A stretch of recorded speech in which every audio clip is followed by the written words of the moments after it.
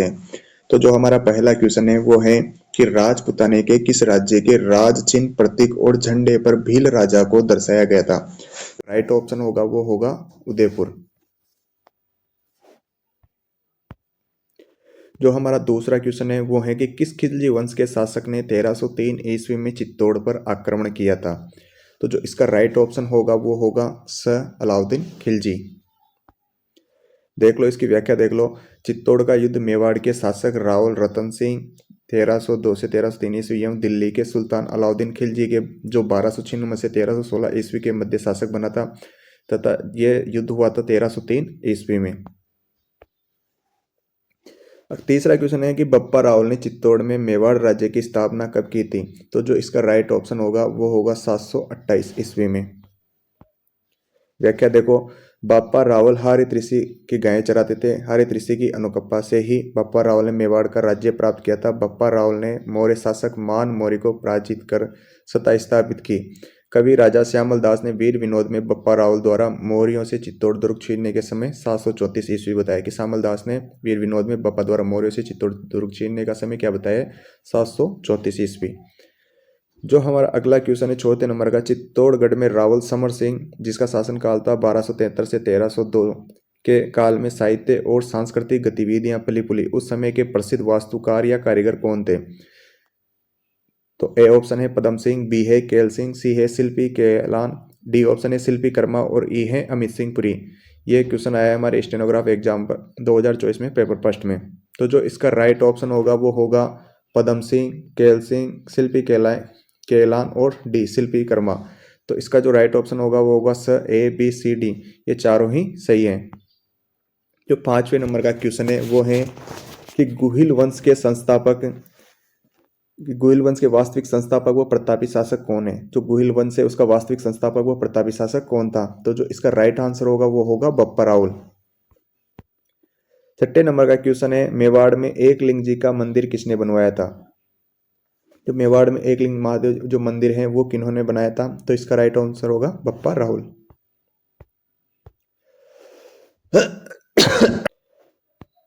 इसके बाद में हमारा अगला आंसर होगा, अगला जो क्वेश्चन है वो है कर्नल जेम्स टोड के अनुसार बप्पा रावल का मूल नाम क्या था? जो कर्नल जेम्स टोड था उसके अनुसार जो बप्पा रावल था उसका मूल नाम क्या था? तो यहाँ जो मूल नाम था उसका कालभोज व मालभोज दोनों। तो आंसर होगा हमारा अ और ब। सातवें नंबर का जो क्वेश्चन है अगला, वह गुहिल वंश दो शाखाओं में किसके समय विभाजित हुआ था? जो गुहिल वंश था वो दो शाखाओं में किसके समय विभाजित हुआ था? तो जो इसका राइट आंसर होगा वो होगा रणसिंह, क्योंकि रणसिंह के दो पुत्र थे जिन्होंने एक ने तो राहाब शाखा की स्थापना की और एक ने गुहिल वंश की। इसके दो पुत्र थे।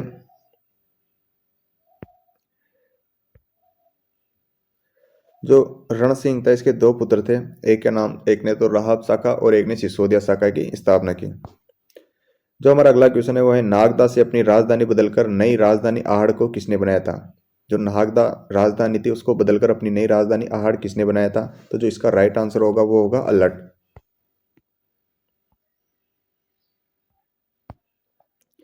जो इसके बाद में अगला क्वेश्चन है वो है गुहिल वंश का प्रथम प्रशासक कौन था जो सोने के सिक्के चलाए? मतलब गुहिल वंश का वह कौन सा शासक था जिसने सोने के सिक्के चलाए थे? तो जो इसका राइट आंसर होगा वो होगा बप्पा रावल। हमारा 11वां नंबर का क्वेश्चन है कि रावल शाखा का अंतिम शासक कौन था? कि जो रावल शाखा थी उसका अंतिम शासक कौन था?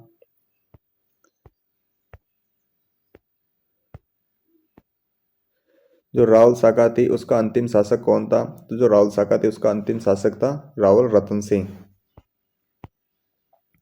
रतन सिंह के दो सेना नायक कौन थे? 12वें नंबर का क्वेश्चन है कि रतन सिंह के दो सेना नायक कौन थे? तो इसका राइट आंसर होगा गोरा और बादल। सिसोदिया साम्राज्य का संस्थापक कौन था? 13वें नंबर का क्वेश्चन है कि सिसोदिया साम्राज्य का संस्थापक कौन था? जो सिसोदिया वंश था उसका संस्थापक कौन था? तो जो इसका राइट आंसर होगा वो होगा राणा हमीर। 14वें नंबर का क्वेश्चन है कि जो सिंगोली का युद्ध है वो किन किन के मध्य हुआ? तो जो इसका राइट आंसर होगा वो होगा राणा हमीर व मोहम्मद बिन तुगलक। अगला क्वेश्चन है हमारा 15वां नंबर का, निम्न से कौन सा ग्रंथ कुंभा की रचना नहीं है? तो जो इसमें कुंभा द्वारा रचित रचनाएं वो है रसिक प्रिया, सुंड प्रबंध और सुंड प्रबंध, रसिक प्रिया और नृत्य रत्नकोश। ये तीन तो हैं कुंभा द्वारा रचित। और जो एक कला निधि है ये है गोविंद द्वारा, जो मंडन का पुत्र था उसके द्वारा रचित है कलानिधि। तो इसका जो राइट आंसर होगा वो होगा कलानिधि, क्योंकि कलानिधि किसकी है? गोविंद की। कुंभा द्वारा रचित ग्रंथ संगीत राज, जो कुंभा द्वारा रचित जो ग्रंथ है संगीत राज, वो कितने कोषों में विभक्त हैं? जो कुंभा द्वारा रचित जो संगीत राज है वो कितने कोष में विभक्त है? वो 5 कोष में विभक्त हैं। और वो 5 कौन कौन से हैं देख लीजिए। संगीत राज के 5 भाग, एक तो है पाट्य रत्न कोष, एक है गीत रत्न कोष, एक वाद्य रत्न कोष, एक नृत्य रत्न कोष, एक है रत रत्न। तो कितने हुए? 1 2 3 4 5। 16वें नंबर का क्वेश्चन है कि निम्न में से कौन सा विद्वान कुंभा के दरबार में नहीं था? कि इन चारों ऑप्शन में से वो कौन सा विद्वान था जो कुंभा के दरबार में नहीं था? तो हमारा राइट आंसर होगा फरिश्ता, क्योंकि फरिश्ता इसके दरबार में नहीं था, जबकि नाथा, मुनि सुंदर सूरी और टीलावट ये तीनों क्या थे? इसके दरबार में विद्वान इसके दरबार में थे।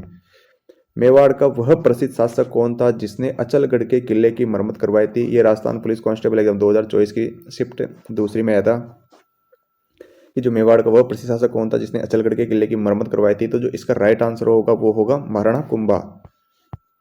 18वें नंबर का जो क्वेश्चन है वो है कि मेवाड़ के किस महाराणा ने मुगलों से संधि की थी? कि मेवाड़ का वह कौन सा महाराणा था जिसने मुगलों के साथ संधि की थी? तो इसका जो राइट आंसर होगा वो होगा अमर सिंह। हमारा अगला क्वेश्चन है कि किस राजपूत रानी ने हुमायूं के पास राखी भेजकर बहादुर शाह के खिलाफ सहायता का संदेश भेजा था? तो जो इसका राइट आंसर होगा वो रानी कर्णवती। 20वें नंबर का जो क्वेश्चन है वो है कि निम्न से किस वंश ने चित्तौड़ पर शासन किया? तो इनमें से ऑप्शन होगा, क्योंकि गोहिल वंश ने कहाँ शासन किया था? चित्तौड़ पर। अगला क्वेश्चन है कि निम्न युद्ध राजस्थान इतिहास में सीमा चिन्ह है। पहला है खानवा का युद्ध, दूसरा बटनेर का युद्ध, तीसरा है गिरी सुमेल का युद्ध और चौथा है हल्दी घाटी का। इन युद्धों को सही तिथि क्रम में जमाइए। तो जो खानवा का युद्ध है ये कब हुआ था? 1527 में। और बटनेर का युद्ध 1398 में। और जो गिरी सुमेल का है ये 1544 में। और जो हल्दी घाटी का है 1576 में। तो अगर हम इनको क्रम से जमाएंगे युद्ध तिथि क्रम के आधार पे, तो सर्वप्रथम कौन सा युद्ध हुआ? 1398 में बटनेर का। तो पहले नंबर पे कौन आएगा? 2, फिर 1527, फिर 1544 और फिर 1576। तो जो हमारा राइट आंसर होगा वो होगा ब, 2 1 3 4। निम्न से किस रचना में अमीर खुसरो ने चित्तौड़ पर अलाउद्दीन खिलजी के आक्रमण का वर्णन किया है? कि इनमें से कौन सी रचना है जिसमें अमीर खुसरो ने चित्तौड़ पर अलाउद्दीन खिलजी के आक्रमण का वर्णन किया है? तो जो इसका राइट आंसर होगा वो होगा खजाइन उल फतह। ये अमीर खुसरो द्वारा रचित रचना है जिसमें चित्तौड़ जो अलाउद्दीन खिलजी द्वारा चित्तौड़ पर आक्रमण का वर्णन है। अगला क्वेश्चन है राणा रतन सिंह की मृत्यु के पश्चात मेवाड़ का शासक कौन बना था? कि जो रतन सिंह था उसकी मृत्यु के पश्चात मेवाड़ का शासक कौन बना था? तो इसका राइट आंसर होगा राणा विक्रमादित्य।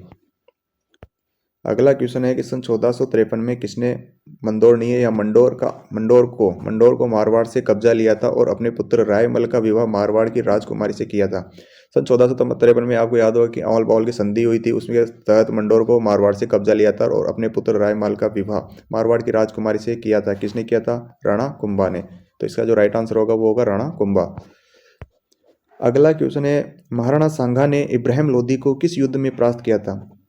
तो महाराणा सांगा ने इब्राहिम लोधी को कब? खातौली के युद्ध में 1517 में पराजित किया था। अगला क्वेश्चन है 1578 ईस्वी में कुंभलगढ़ पर किसने आक्रमण किया? 1578 में कुंभलगढ़ पर किसने आक्रमण किया? तो किसने? शाहबाज खान ने।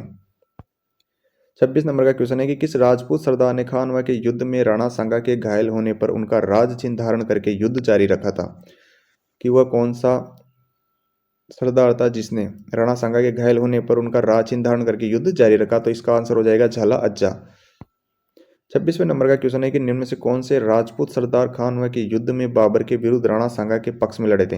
इन 4 ऑप्शन में से वो कौन से राजपूत सरदार थे जो खानवा के युद्ध में बाबर के विरुद्ध लड़े थे और किसके पक्ष में? सांगा के पक्ष में लड़े थे। तो इसका जो राइट आंसर होगा वो होगा राजा भारमल और एक विरमदेव मेड़तिया, क्योंकि ईडर का राजा भारमल और विरमदेव मेड़तिया। तो इसका आंसर होगा केवल 1 और 2।